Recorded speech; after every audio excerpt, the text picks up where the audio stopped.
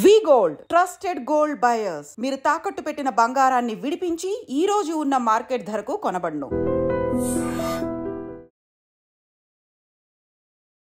Hi, hello, నమస్తే, welcome back to iDream media. జనరల్గా Indian middle class ఫ్యామిలీస్లో ఉండే పిల్లలు చాలా వరకు ఒక చిన్న చూపుకి లోనవుతూ ఉంటారు, ముఖ్యంగా డబ్బుల విషయంలో.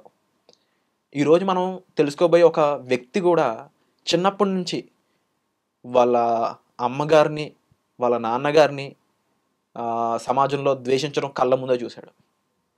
డబ్బులు లేకపోవడం ఒక శాపంలాగా వాళ్ళ కుటుంబానికి అమ్మేసిందని చెప్పొచ్చు. ఆ వ్యక్తి ఎంతలా ఎదిగాడు అంటే లక్షల కోట్లకు అధికారి అయ్యాడు. ఎవరైతే తన కుటుంబాన్ని తక్కువగా చూశారో, తన కుటుంబాన్ని కనీసం 10 తరాల వరకు టచ్ చేయాలని పొజిషన్కి వెళ్ళాడు.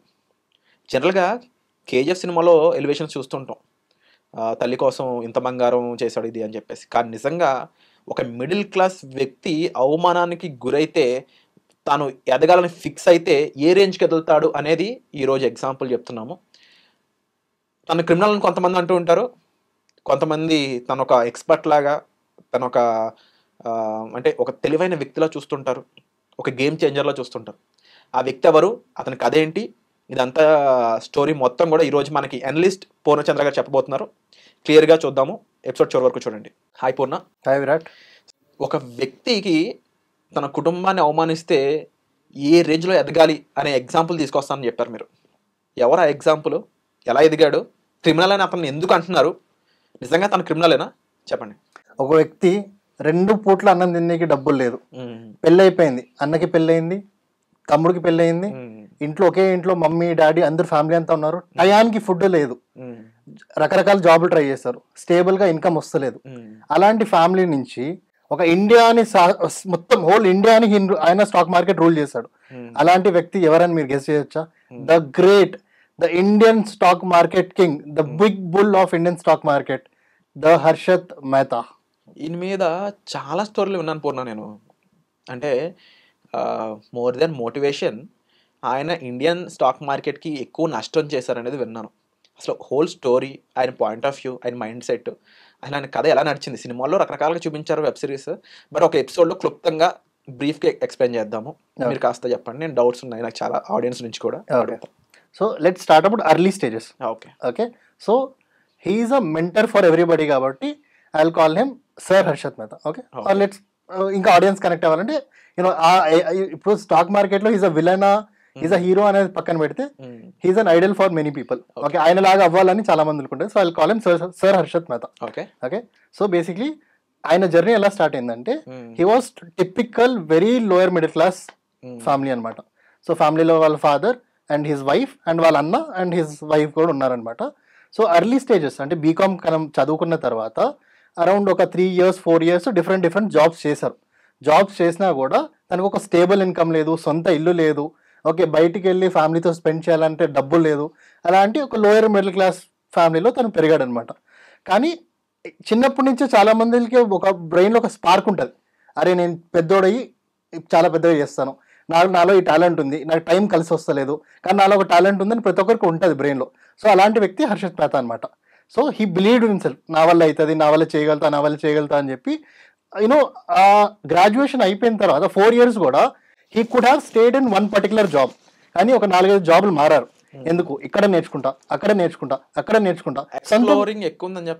అవును, ఎంత ఎక్కువ ఎక్స్ప్లోర్ చేస్తే సొంతంగా నేను ఏదైనా నాకు పెట్టినప్పుడు, నా సొంత బిజినెస్ నేను పెట్టినప్పుడు ఐ క్యాన్ ఎక్సెల్ అనే ఒక మైండ్ సెట్తో గ్రాడ్యుయేషన్ అయిపోయిన తర్వాత కూడా ఒక 2-3 జాబులు మారి అక్కడ కొంచెం స్కిల్ సెట్ నేర్చుకోవడం, ఇక్కడ డిఫరెంట్గా బిజినెస్ నేర్చుకోవడం, అలా ఒక ఎక్స్ప్లోరింగ్ మైండ్ సెట్ అనమాట. మనలో చాలా మంది కూడా ఉంటారు who want to do something big, అంటే ఒక ఐడియల్ పెట్టుకొని ఐడియల్ కన్నా నేను బెటర్గా అవుతాను, ఒకరోజు తనతోనే నేను కూర్చొని ఫుడ్ తింటాను, ఎవరినైతే నేను పోస్టర్ పెట్టుకున్నానో తను నా ఫ్రెండ్గా అవుతాడు అన్నట్టు మేము ఒక ఐడియల్ పెట్టుకుంటాం. అలా హర్షత్ మెహతా కూడా he wanted people to see him as idol. ఆ స్పార్క్ అనేది అందులో చిన్నప్పటి నుంచో ఉండింది. సో వాట్ హ్యాపెండ్, గ్రాడ్యుయేషన్ అయిపోయిన తర్వాత ఒక 3-4 years డిఫరెంట్ జాబ్స్ చేశారు, సెట్ అయ్యింది, కొన్ని సెట్ కాలేదు, కొన్ని చోట్ల పడారు, లేసారు, నేర్చుకున్నారు. కానీ వన్ ఫైన్ డే సడన్ గా స్టాక్ మార్కెట్ అనే ఒక పదం తనకు వినిపించింది. అసలు ఆ స్టాక్ మార్కెట్ అనే దాని గురించి తను తెలుసుకొని అరే ఏంటిది, ఇందులో మనకి డబ్బులు అనేది వస్తుందా, ఇందులో మనకి మనం ఇన్వెస్ట్ చేస్తే మనకి రిటర్న్స్ అనేది వస్తుంది అనేది ఆయనకి బాగా క్లిక్ అయింది. ఇదేదో కొత్తగా ఉంది, నేర్చుకుందాం అని చెప్పి ఆ టయానికి he was getting a good job, ఒక మంచి జాబ్లో ఒక మంచి శాలరీ వస్తుండే. కానీ ఆయనకు ఒప్పుకోలేదు. హీ వాజ్ లైక్ ఓకే కాదు కాదు కాదు కాదు ఇదంతా మన వల్ల కాదు, స్టాక్ మార్కెట్ ఏదో ఉంది, ఇదేదో కొత్తగా ఉంది, నేను చేయాలి అని చెప్పి ఏదైతే స్టేబుల్ జాబ్ ఉందో, బేసిక్స్ కూడా తెలియదు అప్పుడు అసలు ఏం తెలియదు, ఒక కంప్లీట్ బిగినర్, కంప్లీట్ ఒక ఫ్రెషర్ అని ఎలా అని అంటామో అది ఫ్రెషర్. ఏదో అకౌంటింగ్ జాబ్ చేసుకుంటూ ఉన్నాడు, స్టాక్ మార్కెట్ పరిచయం అయింది ఏదో ఒక ఫ్రెండ్ త్రూ. అది ఈ psychologically changed, psychologically he felt అరే దీంట్లో నేను ఏదైనా పెద్దగా అవుతా, నాకు నమ్మకం ఉందని చెప్పి అప్పటికి ఒక స్టేబుల్ జాబ్ ఉన్నా ఇమీడియట్గా స్టేబుల్ జాబ్ వదిలేసి యాజ్ అ కంప్లీట్ ఫ్రెషర్ న్యూగా స్టాక్ మార్కెట్కి ఒక ఆపర్చునిటీ కోసం ఎత్తడానికి వెళ్ళాడు. నువ్వు చెప్పు విరాట్, నీలో టాలెంట్ ఉంది, ఫైర్ ఉంది, కానీ జస్ట్ బికాస్ నీ దగ్గర ఎక్స్పీరియన్స్ లేదు, నీ దగ్గర డబ్బులు లేదు, నీ దగ్గర బ్యాక్గ్రౌండ్ లేదు, నీకు టాలెంట్ ఉన్నా ప్యాషన్ ఉన్నా నీకు ఒక ఆపర్చునిటీ ఇకపోతే ఎలా ఉంటుంది? నీకు చాలా బాధగా ఉంటుంది, చాలా బాధ ఉంటుంది. కానీ నీలో స్పార్క్ ఉంది కదా, బర్నింగ్ డిజైర్ ఉంది, నీకు తెలుసు అరే నాకు ఒక ఆపర్చునిటీ ఇస్తే నేను ఇందులో పెద్దగా ఎదగలుగుతాను, నీకు తెలుసు. అట్లీస్ట్ మన వాళ్ళు కూడా కనెక్ట్ అవుతారు మిడిల్ క్లాస్ నుంచి ఉన్న వాళ్ళని. ఒక ఫైర్ ఉంటుంది లోపల, బర్న్ అవుతుంటది, నా టైం ఏది అని చెప్పేసి. రైట్. సో నీకు బ్యాక్గ్రౌండ్ లేకపోయినా నీలో ఒక ఫైర్ ఉంటుంది. సో ఆ ఫైర్ ఉన్నా కూడా ఆపర్చునిటీ లేదు. అలా హర్షత్ మెహతా ఇనీషియల్ ఒక 1.5 year కంప్లీట్ స్ట్రగల్ అనమాట. ఉన్న స్టేబుల్ జాబ్ వదులుకున్నాడు.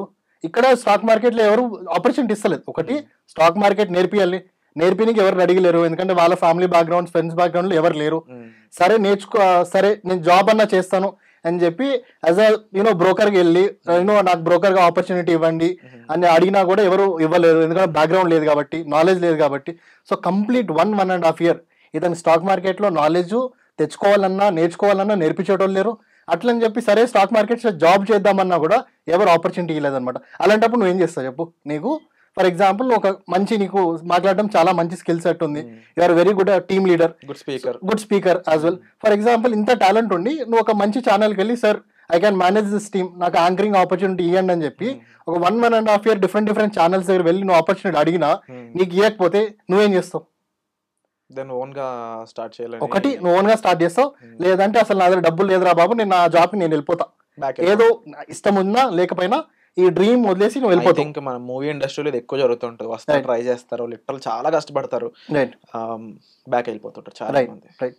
సిమిలర్ గానే 1.5 year ఎన్ని రిజెక్షన్స్ వచ్చినా, ఎవరు ఆపర్చునిటీ ఇచ్చినా ఇవ్వకపోయినా, he had that fire in him, he had that passion in him. Okay నేను నేర్చుకోవాలని.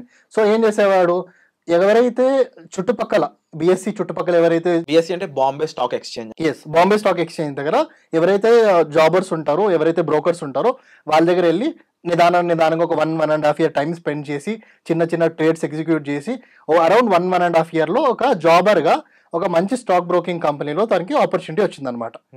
సో అక్కడ ఆపర్చునిటీ వచ్చింది స్టార్ట్ చేశాడు as a employee, as a jobber అనే ఒక రోల్ లో స్టార్ట్ చేశాడు అనమాట.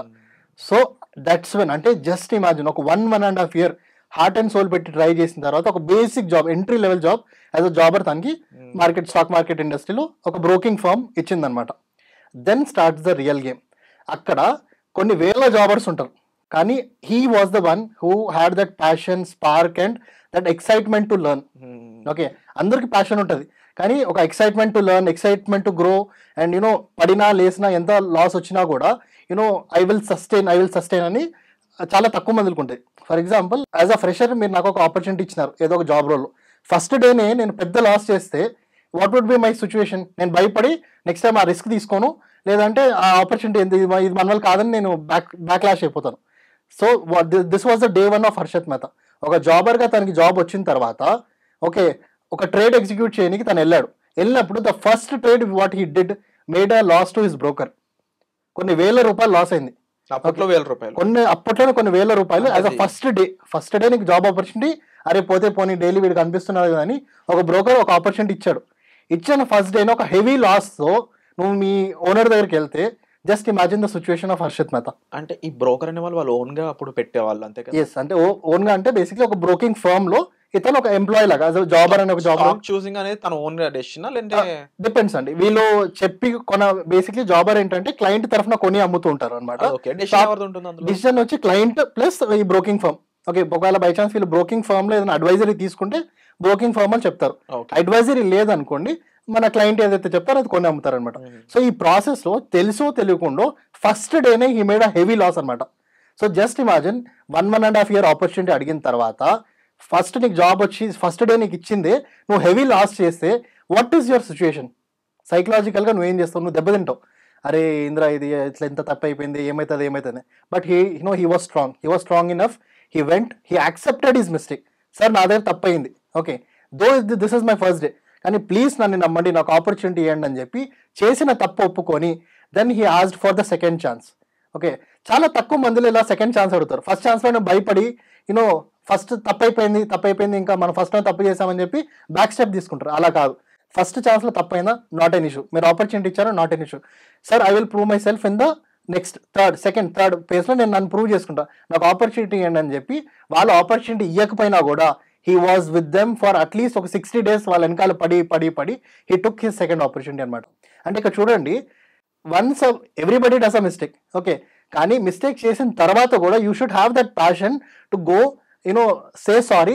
నీకు ఆ ప్యాషన్ ఉంది, చేయాలన్న ప్యాషన్ ఉన్నప్పుడు నువ్వు ఎంతగా వెళ్ళి రిక్వెస్ట్ చేయాలి, లేదంటే ఎంతగా వెళ్ళి నువ్వు ఆ ఆపర్చునిటీ పట్టుకోవాలంటే just imagine around 45 days to 60 days చేసిన తప్పు కోసం అతను సారీ చెప్పి that's when he got a second opportunity అనమాట.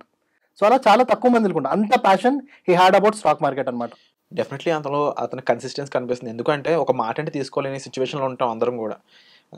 ముఖ్యంగా అవతల ఎవరు నన్ను మాట్లాడడానికి మనకి సెల్ఫ్ రెస్పెక్ట్ అనే దాంతో దాని యాక్చువల్గా ఈగో అది బేసిక్గా. ఎందుకంటే తప్పు చేసినప్పుడు దాన్ని మనం సమర్థించుకోకూడదు, we need to accept. And డెఫినెట్గా అక్కడ ఆయనలో ఆ బర్నింగ్ డిజైర్ అనేది క్లియర్ కనిపిస్తుంది. నేను ఈ పరిస్థితుల్లో ఒక ప్లేస్కి వెళ్ళాలి, నెంబర్ 1 పొజిషన్కి వెళ్ళాలి అనేది క్లియర్ కనిపిస్తుంది మీరు చెప్తుంటే. దెన్ ఇలాంటి సిచ్యువేషన్స్ ఫేస్ చేసిన వ్యక్తికి తన బిగ్ బ్రేక్ ఏది? ఇది ఇక్కడ ఆయన జాక్పాట్ కొట్టాడు. ఎందుకంటే ఇప్పుడు వరకు మీరు చెప్పిన స్టోరీలో ఒక మిడిల్ క్లాస్ మెంటాలిటీ కనిపిస్తుంది. ఒక కుర్రోడు ప్రూవ్ చేసుకోవాలనే ఒక తపన ఇదే కనిపిస్తూ ఉంది. బట్ ఆల్ ఓవర్ మనకు సినిమాల్లో వెబ్ సిరీస్లో చూపించింది ఎక్కడ చూపించాల. క్లియర్గా ఒక 2-3 సీన్స్ ఉంటాయి, బట్ ఎక్సెప్ట్ ఈయన బ్రోకింగ్లో ఉండే ఇవి తప్ప ఎగ్జాక్ట్ చూపించింది మంచి సూటు బూట్ వేసుకుని రాయల్గా ఆయన కార్ కొనడం, లేకపోతే ఇంత పెట్టడం, అంత రావడం, ఎక్సెట్రా నెక్స్ట్ కమింగ్ థింగ్స్ అన్ని. వేర్ హిట్ ఆన్ అయింది ఎక్కడ ఆ స్పాట్? ఓకే, సో బేసిక్లీ ఏంటంటే కొన్ని సంవత్సరాలు జాబర్గా వర్క్ చేసిన తర్వాత హర్షత్ మెహతా అండ్ అశ్విన్ మెహతా వాళ్ళ అన్న వాళ్ళిద్దరు కలిసి ఏం చేశారంటే, ఇంకెన్ని రోజులు ఇలా జాబర్గా జాబ్ చేస్తుంటాము, మనం సొంతంగా ఒక research firm plus broking firm పెట్టుకుందాము అని చెప్పి what they did was Growmore అనే ఒక రీసెర్చ్ కంపెనీ వాళ్ళు సొంతంగా పెట్టుకున్నారు. గ్రోమోర్ కంపెనీ పేరు గ్రోమోర్ పెట్టుకొని వాళ్ళు సొంతంగా ఓకే మనమే అడ్వైజరీ ఇద్దాము, మనమే ఒక బ్రోకింగ్ లైసెన్స్ తీసుకొని మనమే బ్రోకింగ్ ప్రొవైడ్ చేద్దాము అని చెప్పి వాళ్ళు సొంతంగా బిజినెస్ స్టార్ట్ చేశారు. అంటే కొన్ని సంవత్సరాలు జాబ్ చేసిన తర్వాత let's do our own business అంటాం కదా, ఆ ఫేస్లో దే స్టార్టెడ్ గ్రోమోర్ అనమాట, ఇద్దరు అన్న తమ్ముళ్ళు కలిసి. దాని తర్వాత ఏమైందంటే హీ నో, అరే ఇప్పుడు నా క్లయింట్స్కి నేను ఒక స్టాక్ రికమెండేషన్ ఇస్తే అది ఎలా ఉండాలంటే ఇతనికి వచ్చిన లాభం చూసి 10 మందికి తెలవాలి. అరే మొన్నరికి వీళ్ళ దగ్గర ఏం లేదు, ఈరోజు నీ కార్ ఎలా వచ్చింది, ఈ రోజుకి ఇల్లు ఎలా వచ్చింది, ఈరోజు how did he grow so much అని చెప్పి 10 మందిని ఇతను అడిగితే 10 మందిని నేను గ్రోమోర్ కంపెనీ చెప్పిన స్టాక్ మార్కెట్ రికమెండేషన్ విన్నా కాబట్టి నేను ఈరోజు ఈ పొజిషన్లో ఉన్నాను అనే చెప్పాలనే ఒక ప్యాషను, అలాంటి స్టాక్ రికమెండేషన్స్ నేను ఇవ్వాలి అని చెప్పి హర్షత్ మెహతాకి ఉండే అనమాట తన అన్ని క్లయింట్స్కి. So he had that thing, okay నేను ఎలా అనలైజ్ చేయాలంటే మార్కెట్ని, నా క్లయింట్స్ ఒక రేంజ్లో వాళ్ళ లైఫ్ అనేది మారిపోవాలి, ఒక మిడిల్ క్లాస్ నుంచి రిచ్ అయిపోవాలి. ఎట్లా నువ్వు రిచ్ అయ్యావని నా క్లయింట్స్ని వాళ్ళ ఫ్రెండ్స్ అడిగితే దే షుడ్ టెల్ గ్రోమోర్ రీసెర్చ్ని నేను నమ్మి హర్షత్ మెహతా స్టాక్ రికమెండేషన్ నేను తీసుకున్నాను కాబట్టి అక్కడ నేను ఇన్వెస్ట్ చేశాను, so that's why I'm in this position అని. అలా క్వాలిటీ మెథడ్ ఆఫ్ బేసిక్ అంత క్వాలిటీగా అనలైజ్ చేసి స్టాక్స్ రికమెండేషన్ ఇవ్వాలని హర్షత్ మెహతాకి ఎప్పుడు ఉండే అనమాట. సో ఈ ప్రాసెస్లో what he did was he did something called inside information trading అనమాట. So inside information trading basically meaning ఏంటంటే, ఫర్ ఎగ్జాంపుల్ మీది ఒక కంపెనీ ఉంది, ఓకే ఎగ్జాంపుల్ టీసీఎస్ అని తీసుకుందాం. టీసీఎస్లో మీరు ఒక పెద్ద మేనేజర్ లెవెల్లో పొజిషన్లో ఉన్నారు, ఓకే మీకేం తెలిసింది యాజ్ అ టీసీఎస్ ఎంప్లాయీ మీకేం తెలిసిందంటే మీ కంపెనీ ఇంకొక పెద్ద కంపెనీని ఎక్వైర్ చేసుకుంటుంది ఇన్ నెక్స్ట్ 1 month అని తెలిసింది. అది కూడా చాలా మంచి పర్ఫార్మింగ్ కంపెనీ. సో అదొక గుడ్ న్యూస్ అనమాట. అంటే ఎవరైతే స్టాక్ మార్కెట్లో ఇన్వెస్ట్ చేస్తున్నారో, ఎవరైతే ఆల్రెడీ టీసీఎస్ లో ఇన్వెస్టెడ్ అయి ఉన్నారో వాళ్ళకి ఒక గుడ్ న్యూస్ అనమాట. అంటే ఒక మంచి గుడ్ గోయింగ్ కంపెనీని ఎవరైనా అమ్ముతారా? ఫస్ట్ ఆఫ్ ఆల్ అమ్ముతారు. అంటే ఫర్ ఎగ్జాంపుల్ టీసీఎస్ కంపెనీ మీరు రన్ చేస్తున్నారు, మీరు చాలా పెద్ద కంపెనీ, చాలా ఇట్స్ $1 million కంపెనీ. Yeah. ఒక చిన్న కంపెనీ వచ్చి గ్రో అయ్యే ప్రాసెస్ లో ఉంది, అండ్ యూ ఫెల్ట్ దట్ వీళ్ళు చేసే ఏదైతే ప్రోడక్ట్ సర్వీస్ ఉందో ఫ్యూచర్ లో you know it will be a competition for us. Okay, అలాంటప్పుడు మనం ఏం చేస్తామంటే వాళ్ళు వాల్యుయేషన్ ఒకవేళ 10 కోట్లు అంటే మనం 30 కోట్లు ఇచ్చి, అరే బాబు నువ్వు మార్కెట్ ని తప్పుకో, నువ్వు నీ ప్రోడక్ట్ నీ సర్వీస్ ఇంటికి మొత్తం నాకు ఇచ్చేసి. సో అతనికి ఏం లాభము, ఎవరైతే ఆ చిన్న కంపెనీ స్టార్ట్ చేస్తాడో తనకి ఏం లాభము, అరే మనకి మన వాల్యుయేషన్ 10 కోట్లే, వీళ్ళు 30 కోట్లు ఇస్తున్నారు, మనం ఎప్పుడు సంపాదించాలి, so let's take this deal అన్నట్టు వాళ్ళు తీసుకుంటారు. వీళ్ళకి ఏం లాభం, అరే ఈ రోజు కొంటే మనం 30 కోట్లు కొంటాం, రేపు ఈ రోజు వీళ్ళు కొనకపోతే మన కాంపిటీటర్ కొన్నా లేదా వీళ్ళు మన కాంపిటీటర్ గా తయారైనా మనకి ఇంకా ఎక్కువ లాస్ వస్తుంది. సో ఆ సైకలాజికల్లో జనాలు పొటెన్షియల్ ఉన్న కంపెనీస్ కొంటారు అనమాట.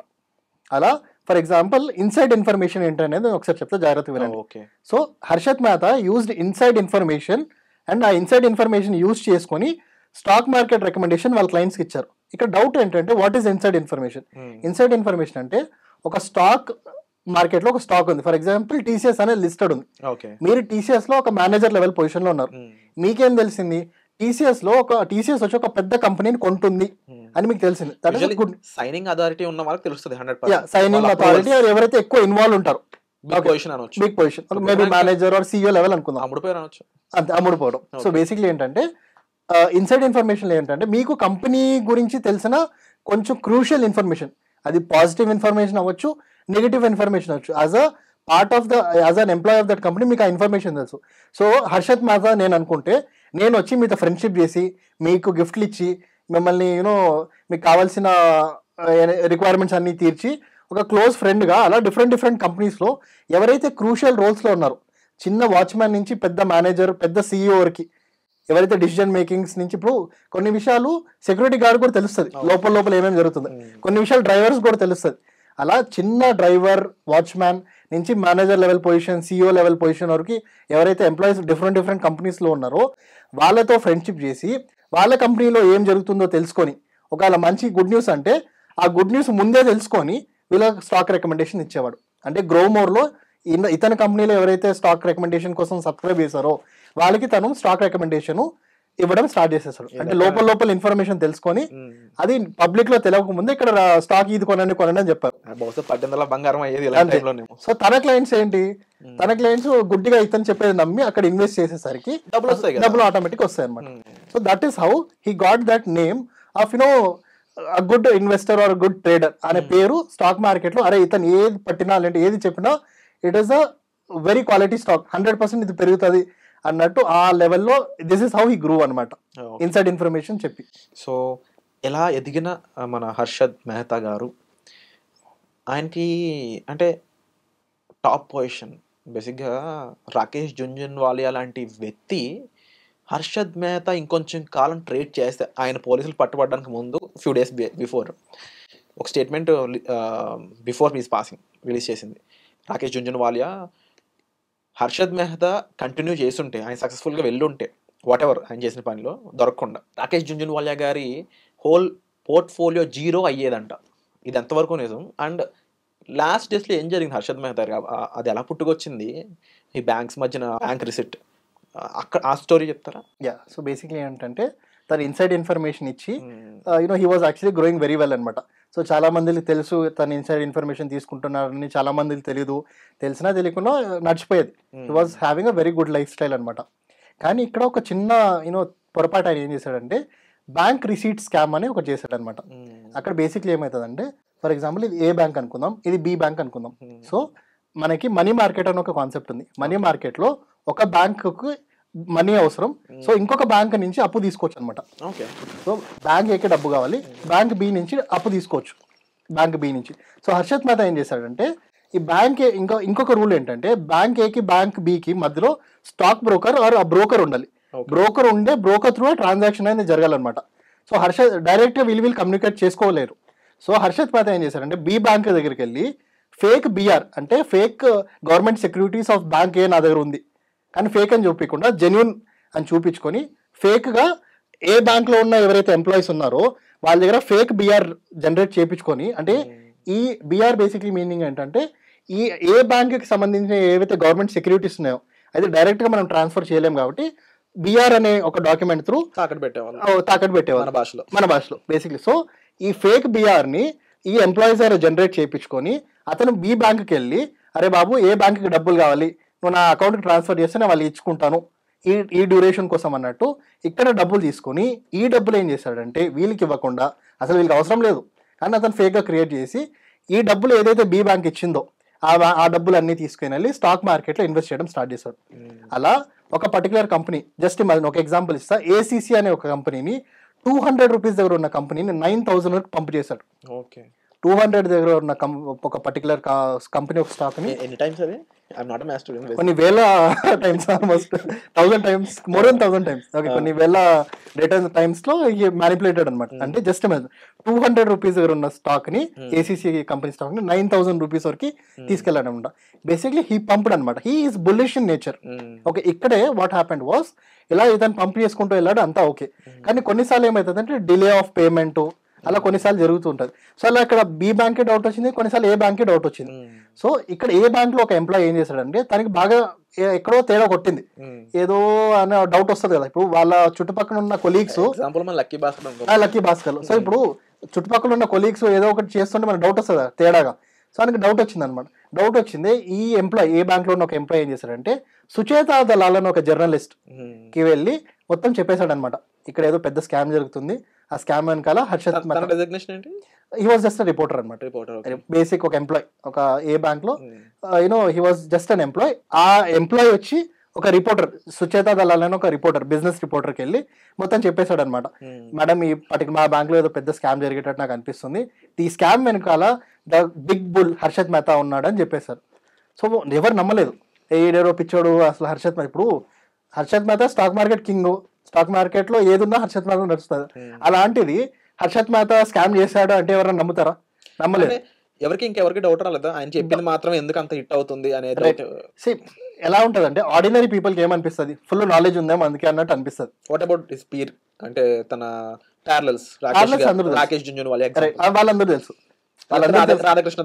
రాధాకృష్ణ దమాని కానీ మను మానిక్ కానీ, వీళ్ళ గురు మను మానిక్, రాధాకృష్ణ దమాని అండ్ రాకేష్ జుంజున్వాలాకి గురు వచ్చి మను మానిక్ అనమాట. వీళ్ళందరూ కూడా తెలుసు హర్షత్ మెహతా. సో వీళ్ళందరికీ తెలుసు, కానీ మనం ఎంత బయట డబ్బా కూడా చెప్పినా ఒక రేంజ్ కి వెళ్ళిన తర్వాత జనాలు ఓకే వీళ్ళు జెలసీ అవుతున్నారు కాబట్టి చెప్తున్నారు అన్నట్టు వీళ్ళే రివర్స్ అవుతారు. సో వీళ్ళందరూ తెలుసు, కానీ పబ్లిక్లీ ఎప్పుడు బయటపడలేదు, ఎందుకంటే హీ వాస్ డూయింగ్ ఇంటర్నల్లీ, అంతా లోపల చేసేస్తాడు. సో ఇక్కడ మీరు ఒక స్టేట్మెంట్ చెప్పారు, వై రాధాకృష్ణ దమాని టోల్డ్, ఇంకా కొన్ని రోజులు ఒకవేళ హర్షత్ మెహతా స్కామ్ ఎక్స్పోజ్ అవ్వకపోతే నేను I would be in zero. అంటే బేసిక్లీ మనకి 2 కార్టెల్స్ అని ఉంటాయి అనమాట, ఒకటి బుల్ కార్టెల్, ఇంకోటి బేర్ కార్టెల్. సో వీళ్ళు రాధాకృష్ణ దమాని, మను మానిక్ అండ్ రాకేష్ జుంజున్వాలా వీరు బేర్ కార్టెల్ అనమాట. అంటే స్టాక్స్ పడిపోయినప్పుడు అంటే పడిపోతే వీళ్ళకి లాభం. ఓకే, ఒక స్టాక్ అనేది పడిపోతే వీళ్ళకి లాభం. So basically there is a concept called short selling అని. షార్ట్ సెల్లింగ్ లో బేసిక్లీ ఏంటంటే స్టాక్, ఒక పర్టికులర్ స్టాక్ 1000 రూపీస్ దగ్గర ఉంది, మీరేం ప్రెడిక్ట్ చేశారంటే నెక్స్ట్ 3 months లో స్టాక్ అనేది 400 పడిపోతుంది. స్టాక్ మార్కెట్ లో ఆ పర్టికులర్ స్టాక్ ప్రైస్ పడిపోతుంది. ఆ పడిపోయే ఎంత అయితే పడుతుందో అంత మీకు లాభం. సో 1000 రూపీస్ దగ్గర ఉన్నది 400 పడిపోయింది అనుకోండి, ఆ గ్యాప్ ఎంత 600 రూపీస్, ఆ 600 మీకు లాభం. సో దీన్ని బేర్ కార్టెల్ అంటాం. ఆ డబ్బులు బేసిక్లీ ఒక కాన్సెప్ట్ ఉంది షార్ట్ సెల్లింగ్ అని చెప్పి మీకు డీటెయిల్ గా డిజిటల్ బోర్డ్ లో ఎక్స్ప్లెయిన్ చేస్తాను. సో ఆ కాన్సెప్ట్ వల్ల దే మేక్ మనీ అనమాట. So Harshad Mehta is a bull అనమాట. బుల్ అంటే basically he was bullish in nature. అంటే ఒక స్టాక్ 1000 రూపీస్ దగ్గర ఉంటే 1000 పైన ఎంత పెరిగినా హర్షత్ మెహతాకి లాభం. సేమ్ స్టాక్ 1000 దగ్గర ఉన్న స్టాక్ ని వీళ్ళు షార్ట్ సెల్లింగ్ చేస్తే అది ఎంత పడితే వీళ్ళకి అంత లాభం. సో ఇక్కడ ఏమైందంటే 1000 రూపీస్ దగ్గర వీళ్ళిద్దరూ ఎంట్రీ తీసుకున్నారు. హర్షత్ మెహతా ఏమైనా ఎంట్రీ తీసుకున్నాడు, బుల్లిష్ ఇన్ నేచర్ అంటే పెరుగుతుందని ఎంట్రీ తీసుకున్నారు. అదే బేర్ కార్టెల్లో ఏమైనా ఎంట్రీ తీసుకున్నారు, పడుతుందని ఎంట్రీ తీసుకున్నారు. సో 1000 రూపీస్ దగ్గర ఉన్నది మనోడు పైకి లేపుతూ పైకి వెళ్ళిపోయాడు. ఇది ఎంత పైకి వెళ్తే వీళ్ళకి ఎంత లాస్ అన్నమాట. సో ఒకవేళ అదే ఇది ఎంత కిందకి పడితే అంత హర్షత్ మెహతాకి లాస్. మాసీన్ అని చెప్పొచ్చు. ఇన్వెస్ట్ చేయడానికి డబ్బులు లేకుండా చేశాడు అంటే మామూలు విషయం కాదు, బట్ స్టిల్ అయితే క్రిమినల్ టైప్ లో చేస్తుంది కాబట్టి. సో బేసిక్లీ ఏం చేశాడు హర్షత్ మెహతా, ఎగ్జాంపుల్ 1000 రూపీస్ ఉన్న స్టాక్ ని ఈ బ్యాంక్ రిసీప్ట్ తో ఏదైతే డబ్బులు సంపాదించాడు స్కామ్ చేసి, ఆ డబ్బులన్నీ స్టాక్ మార్కెట్ లో ఇన్వెస్ట్ చేయడం స్టార్ట్ చేసేసి ఈ 1000 రూపీస్ దగ్గర ఉన్న స్టాక్ ఇంకా పెంచుకుంటూ వెళ్ళాడు. మనీ పుల్ చేసేవాడు. మనీని ఇక్కడ బ్యాంక్ ఆర్డర్స్ ఎప్పుడు కడతాడు, అందులో డబ్బులు వచ్చాయి. సో ఇప్పుడు 1000 రూపీస్ దగ్గర ఉండి స్టాక్ ని పైకి తీసుకెళ్లి ఒక 2000 3000 దగ్గర సెల్ చేసేసి ఆ వచ్చిన లాభంలో ఇతను లాభం పెట్టుకొని మిగతా ఎంతైతే వీళ్ళకి కట్టాలో బి బ్యాంక్ కి, ఏ బ్యాంక్ తరఫున తీసుకున్నామని చెప్పారు కదా, బి బ్యాంక్ కట్టాల్సింది కట్టేశాడు. అలా ఎన్నోసార్లు చేశాడు. So this is how he basically manipulated all stocks అనమాట. స్టాక్ని ఒక ప్రైస్ దగ్గర నుంచి పైకి తీసుకెళ్ళి ఒక పెద్ద ప్రైస్ పాయింట్లో అమ్మేయడం. ఇక్కడ మెయిన్ ప్రాబ్లం ఏమైందంటే జనాలకి, ఎప్పుడైతే హర్షత్ మెహతా ఇలాంటి స్టాక్స్లో ఇన్వెస్ట్ చేయడం స్టార్ట్ చేశాడో జనాలు కూడా గుడ్డిగా నమ్మడం స్టార్ట్ చేసేసారు. ద ఓన్లీ పాజిటివ్ పాయింట్ అంటే స్టాక్ మార్కెట్ మీద చాలా మందికి విజిబిలిటీ పెరిగింది. అరే అసలు మొన్నరికి యూనో ఇలాంటి మిడిల్ క్లాస్ ఉన్న వ్యక్తి ఈ రోజు with in span of next ఒక 10-15 ఇయర్స్ ఇంత పెద్దగా ఎదిగాడు, మనం కూడా చేయొచ్చు, మనం కూడా స్టాక్ మార్కెట్ లో. నేను ఒక మెమరీ చెప్తా పూర్ణ. ఐ థింక్ కళామందిరాకి వెళ్ళాం, ఓనర్ గారు అనుకుంటా. అప్పుడు వాళ్ళు ఎక్కడ పెట్టిన డబ్బులు రావట్లేదు, స్టాక్ మార్కెట్ లో పెడితేనేమో రూపాయి పెడితే ఎంత అవుతుంది అని చెప్పేసి చాలా డబ్బులు ఇన్వెస్ట్ చేసిన వాళ్ళు ఉన్నారంట ఆ టైంలో, బిగ్ పర్సన్స్. సో అదొక ట్రెండ్ అని చెప్పొచ్చు. ఒక కన్క్లూజన్ ఏమిస్తావు చెప్పు. సో కన్క్లూజన్ ఏదంటే whether he's a hero or a villain అంటే what he did was wrong. What he did, how the way he did అనే కాదు అదే డబ్బులు సంపాదించే మెథడ్ కంప్లీట్లీ రాంగ్. కానీ ఆయనలో నేర్చుకోవాలి, కష్టపడాలి, మనం కూడా యూనో ఎవరికన్నా తక్కువ కాదు అని ఆ ప్యాషన్ కరెక్ట్. కానీ ఆ ప్యాషన్ ప్రాసెస్ లో ఏదైతే method of you know making money అది కొంచెం తప్పు అనమాట. అంటే కొంతమంది తప్పుగా తీసుకోవచ్చు, రాంగ్ అనొచ్చు బహుశా. నన్ను ఆయనకి రావనుకున్నంత తెలివితేటలు ఉన్నాయి, కానీ బుద్ధి వల్ల బేసిక్ కర్నూలు లాగా నాలెడ్జ్ ఫుల్. కాస్త మన వాళ్ళు సినిమాటిక్ పీపుల్ కాబట్టి వాళ్ళకి కూడా అర్థమైనట్టు. సో నాలెడ్జ్ అన్ని చోట్ల is better than everybody. Okay, when it comes to Karna. కానీ just because of he was with wrong people and result అనేది ఒక నెగటివ్ లాగా ఉంది. బట్ నేను ఇప్పుడు స్టిల్ నాకు తెలిసింది వాళ్ళ అన్నగారి దగ్గర ఇంకా లాట్ మిగిలిన షేర్స్ తో కూడా ఇంకా ఎంతో డబ్బు ఉందని విన్నాను. ఉంది అంటే స్టిల్ దే ఆర్ ఫైటింగ్ అనమాట. వాళ్ళ అన్న అండ్ వైఫ్ ఎవరైతే ఉన్నారో they are still alive and they are basically still fighting about their own rights. ఏదైతే వీళ్ళ పేరు మీద ఉందో, okay Harshad Mehta what he did is first fine, కానీ వీళ్ళ సొంత పేర్లు ఏదైతే ఉందో అది మాకు కావాలని చెప్పి దే ఆర్ స్టిల్ ఫైటింగ్ అనమాట. బట్ డెఫినెట్లీ ఒక వండర్ఫుల్ స్టోరీ అయితే నీ ద్వారా మాకు క్లియర్గా తెలిసింది. ఎందుకంటే వెబ్ సిరీస్లో, మూవీలో కొన్ని తెలియనివి చెప్పనివి ఈరోజు నీ ద్వారా తెలుసుకోవడం జరిగింది. Thank you so much. ఇలాంటి ఎన్నో mysterious again inspiring stories somehow దీన్ని కొంచెం హైపోథెటికల్ అని చెప్పొచ్చేమో, ఇవి ఎన్నో నేను నుంచి మేము తెలుసుకోవాలనుకుంటున్నాను. And thank you so much. ఈ పాడ్కాస్ట్పై మీ ఒపీనియన్ ఏంటో కామెంట్ సెక్షన్లో మెన్షన్ చేయండి. అలాగే హర్షత్ మెహతా మీద మీ ఒపీనియన్ ఏంటి తప్పకుండా మెన్షన్ చేయండి. వచ్చే ఎపిసోడ్లో అయితే మనం రీసెంట్గా బెట్టింగ్ యాప్స్లో కూడా ఒక ఏవియేటర్, ఒక ఫ్లైట్ వచ్చి వెళ్ళే ఒక గేమ్ అయితే ఉందండి. దాంట్లో రకరకాల స్కామ్స్ ఉన్నాయని విన్నాము. సో వీటి గురించి ఒక క్లియర్ ఎక్స్ప్లెనేషన్ పూర్ణ నుంచి తెలుసుకుందాం.